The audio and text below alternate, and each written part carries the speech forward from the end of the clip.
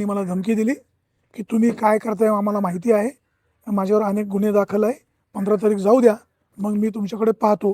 त्यामुळे शरददादा ज्या पद्धतीनं बोललेले आहेत त्यामुळे त्यांच्या ह्या बोलण्यामुळं माझ्या जीविताला धोका आहे. पोलिसांनी मला संरक्षण द्यावं आणि नियमाला अधीन राहून त्यांच्यावर कारवाई व्हावी अशा प्रकारची माझी मागणी आहे. धन्यवाद. आणि तुम्ही धंदा मानून ठेवलाय ना सर्वांनी, धंदा. हे धंदेखोर झाले सगळे, हे एक दिवस दंगल घडवतील हे वाणी. मी आपल्याला सांगतो, ऐका, सत्य काय आहे मला सांगा. 21ची सुनावणीच्या बाबतीमधला काल त्याने रिपोर्ट केला. नाही काय केलं त्याने, काय लिहिलं स्पष्टपणे, रद्द झाली. दरवर्षी लिहिलं गेलं काल 21 तारीख रद्द झाली का मॅडम? मग मला सांगा हे का, हे कशासाठी? जिल्हाधिकाऱ्याला फोन केला तुम्ही?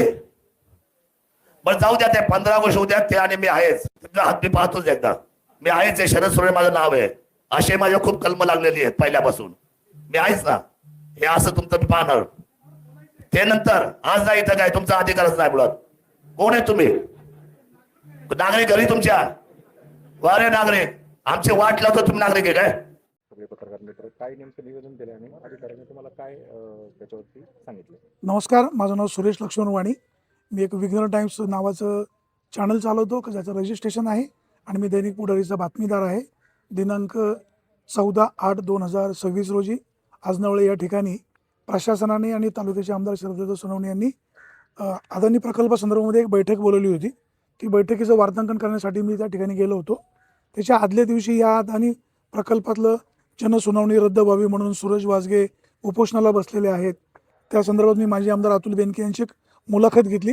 त्या मुलाखतीमध्ये माजी आमदार अतुल बेनके असं म्हणाले की माझं जिल्हाधिकारी यांच्याशी बोलणं झालेलं आहे आणि 21 तारखेची जनसुनावणी रद्द होणार आहे, आणि ती रद्द होणार आहे असे बेनके यांनी सांगितल्याचा मी एक टेक्स्ट मेसेज केला, तो ग्रुपवर टाकला. त्याच्यानंतर त्यांची जी मुलाखत आहे ती मुलाखत पूर्ण आजही यूट्यूबला आहे. ती मी ग्रुपवर सगळीकडे व्हायरल केली. जे आहे ते मी मांडलं. नंतर मी त्या मिटिंगला गेल्यानंतर विद्यमान आमदार महोदय उभे राहिले.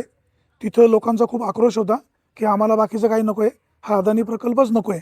नंतर शरददादांनी माझ्याकडे पाहून म्हणाले ही लोक चुकीच्या बातम्या करतात, खोट्या बातम्या करतात. माझी आमदारांचं म्हणणं घेतलं, कलेक्टरशी का नाही बोलले, माझ्याशी का नाही बोलले, आणि यांनी एक मेसेज व्हायरल केला की 21 तारखेची सुनावणी रद्द झाली. आणि मग असं त्यांनी म्हणाल्यानंतर मी त्यांना हात वर करून म्हणत होतो की मला माझं म्हणणं मांडायचं आहे. म्हणणं म्हणजे काय? माजी आमदार अतुल बेनके म्हणाले की माझं जिल्हाधिकाऱ्यांशी बोलणं झालेलं आहे आणि 21 तारखेची जनसुनावणी रद्द होणार आहे. बेनके जे म्हणाले त्याची मी बातमी केली. शरददादांना मी हात वर करून सांगण्याचा प्रयत्न करत होतो, म्हणजे प्रशासनाला देखील. विशेष म्हणजे त्या बैठकीला DYSP धनंजय पाटील होते, जुन्नर पोलीस स्टेशनचे गुंडसाहेब होते, प्रांत मॅडम होत्या, तहसीलदार होते, सगळ्याच विभागाचे अधिकारी होते. ह्या अधिकाऱ्यांच्या उपस्थितीमध्ये शरददादा सोनवणे यांनी मला धमकी दिली की तुम्ही काय करताय आम्हाला माहिती आहे, माझ्यावर अनेक गुन्हे दाखल आहे, 15 तारीख जाऊ द्या, मग मी तुमच्याकडे पाहतो. त्यामुळे शरददादा ज्या पद्धतीनं बोललेले आहेत त्यामुळे त्यांच्या ह्या बोलण्यामुळं माझ्या जीविताला धोका आहे. पोलिसांनी मला संरक्षण द्यावं आणि नियमाला अधीन राहून त्यांच्यावर कारवाई व्हावी अशा प्रकारची माझी मागणी आहे. धन्यवाद. तक्रार अर्जात काय म्हटलं? तक्रार अर्जात मी जे सांगितलं आहे तेच मेन्शन केलेलं आहे. धन्यवाद. धन्यवाद.